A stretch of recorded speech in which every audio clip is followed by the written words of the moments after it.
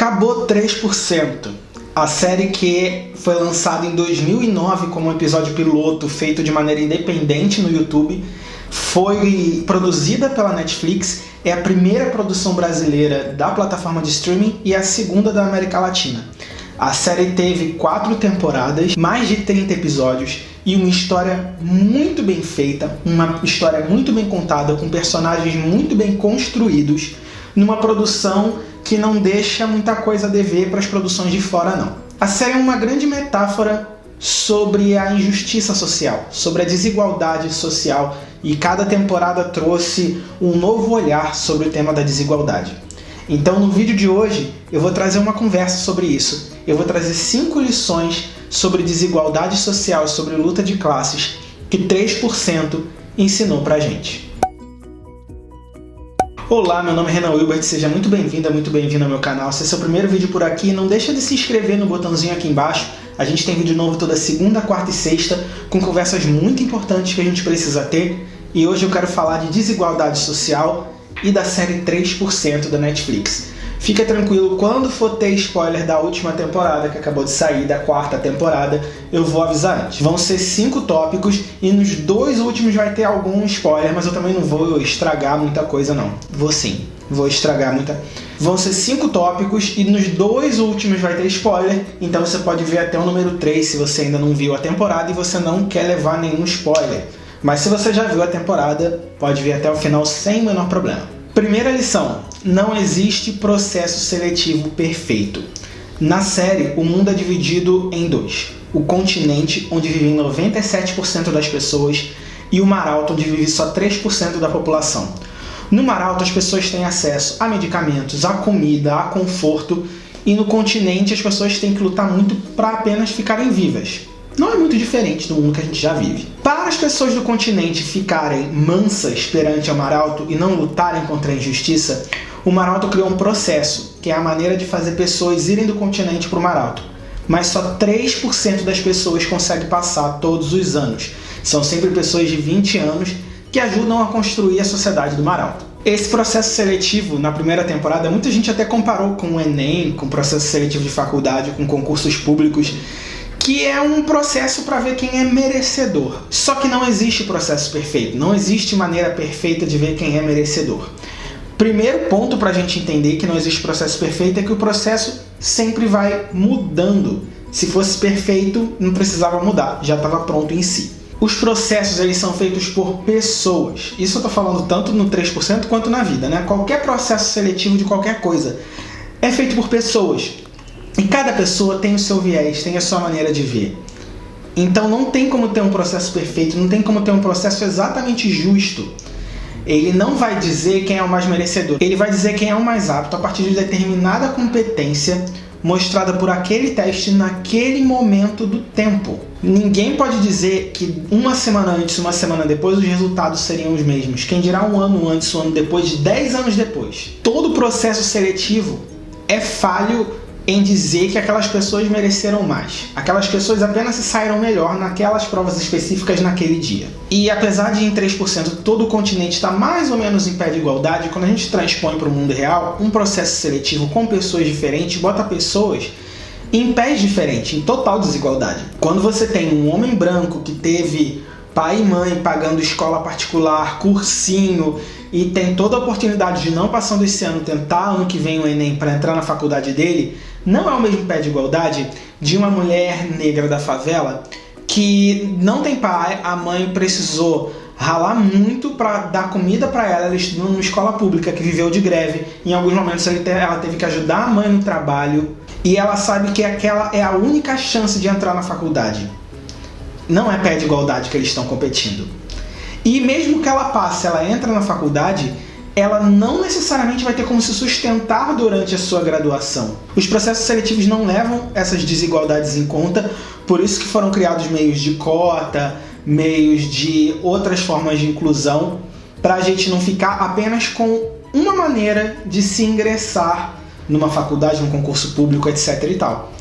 Porque um único método só vai privilegiar pessoas que se beneficiam naquele método, mas existem várias maneiras de provar merecimento de alguém. E é por isso que acontece em todo ano, né? Que as pessoas podem tentar de novo, porque a gente pode melhorar de um ano para o outro. A gente, em questões diferentes, em provas diferentes, a gente tem desempenhos diferentes.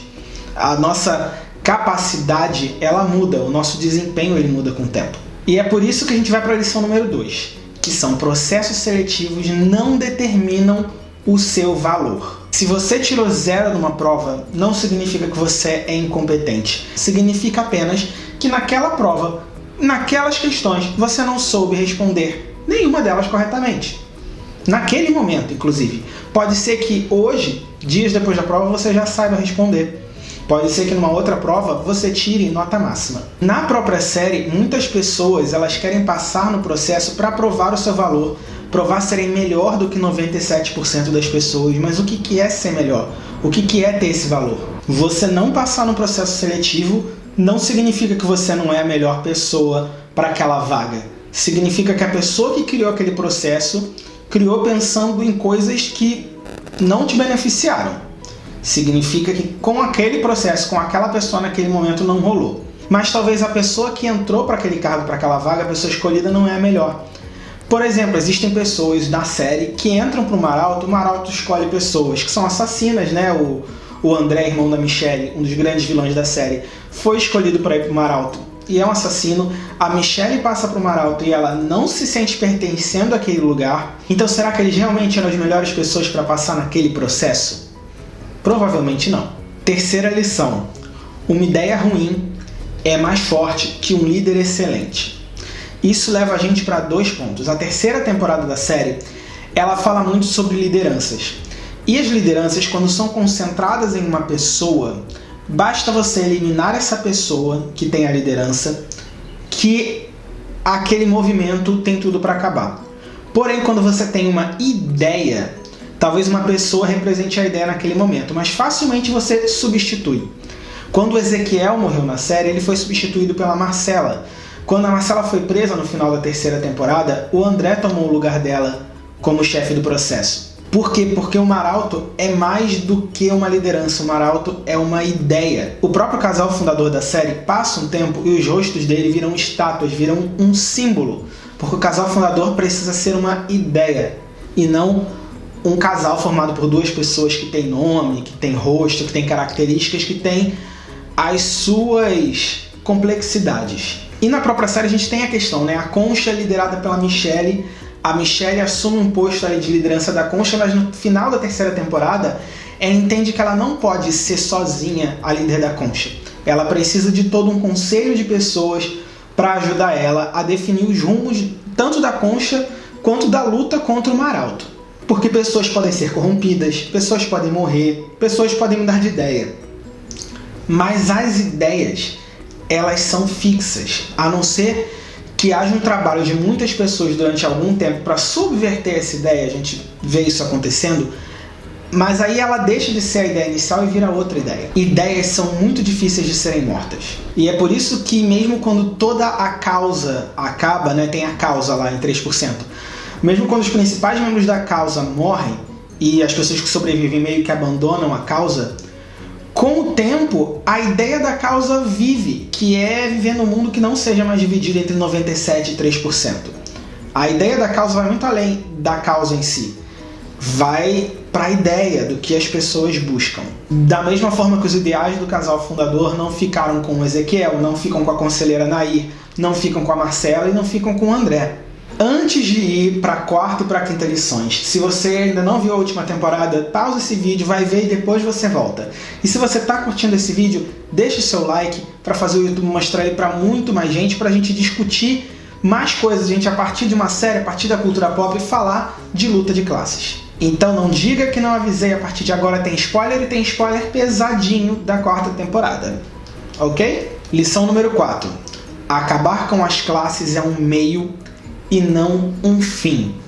O que isso quer dizer? Na 4ª temporada de 3%, eles conseguem acabar com o Maralto. Eles explodem uma bomba que acaba com toda a tecnologia e o Maralto deixa de existir. Isso não faz com que a sociedade se una, porque o objetivo não era acabar com as classes, era uma união geral. A maneira de conseguir essa união, um dos meios, é o fim das classes. Só que o fim das classes não resume isso. É preciso de um trabalho muito maior. Então a gente pode ficar pensando em fim das classes, é importante, mas a gente tem que pensar no que fazer uma vez que as classes acabem e o que fazer até as classes acabarem, até a diferença de classes acabar, para que quando isso ocorra, a gente não continue numa sociedade dividida. Porque mesmo com o fim das classes, a gente vai ter algumas divisões porque algumas pessoas simplesmente não se gostam, outras têm mais, outras têm menos afinidade. A ideia não é só acabar com classes, é botar um pensamento, botar uma ideia na cabeça das pessoas. E essa ideia é a quinta lição. E a quinta lição é: um mundo melhor se faz com o engajamento da sociedade. Eu falei agora há pouco das lideranças. É importante ter lideranças, mas a gente não vai conseguir nenhuma grande mudança enquanto a gente colocar isso nos ombros de uma pessoa só. Isso tem muito a ver até com a política brasileira. O Brasil tem uma tendência muito grande a procurar salvador da pátria. Seja na esquerda, seja da direita, vocês sabem muito bem das duas pessoas que eu estou falando. E até tivemos mais pessoas no decorrer da história, tanto em âmbitos nacional, municipal, estadual. Lideranças são importantes, mas elas sozinhas não vão conseguir. A gente precisa de todo um engajamento para levar essa ideia adiante. Na quarta temporada, no último episódio, eu tô aqui falando, você tá levando spoiler porque você quer. No último episódio, a Joana, ela traz uma proposta. A sociedade está toda dividida com o final do Mar Alto. Tem os maraltenses, tem as pessoas do continente que apoiam o Mar Alto, tem pessoas que querem guerra e matar todo mundo do Mar Alto, e tem pessoas que só querem que cada um vá pro seu lado. A Joana, ela tem uma outra ideia. E se todo mundo vier junto e todo mundo poder ter voz para a gente decidir o rumo que a gente vai levar para o continente, porque não tá fácil para ninguém. Então, se todo mundo for numa mesma direção, a gente pode conseguir uma coisa boa.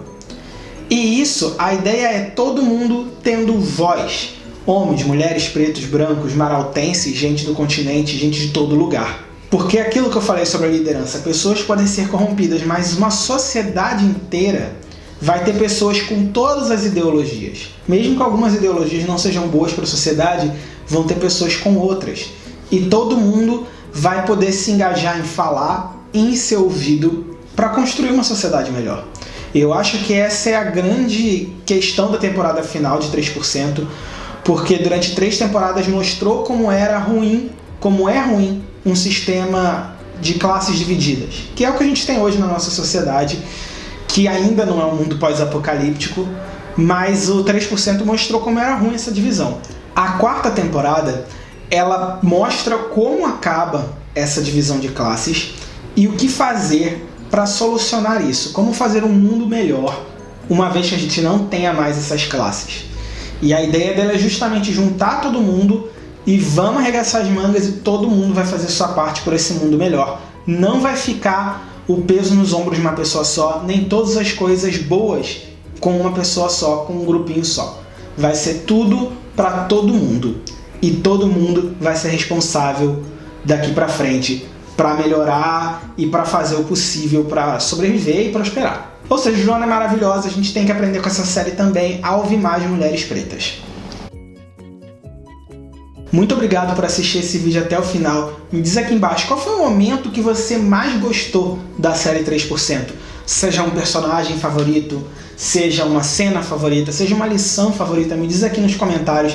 Vamos discutir porque eu vou ficar com saudade dessa série. Você também vai? E muito obrigado por assistir esse vídeo até o final. Não deixe de compartilhar com seus amigos fãs da série. E a gente se vê no próximo vídeo. Tchau, tchau!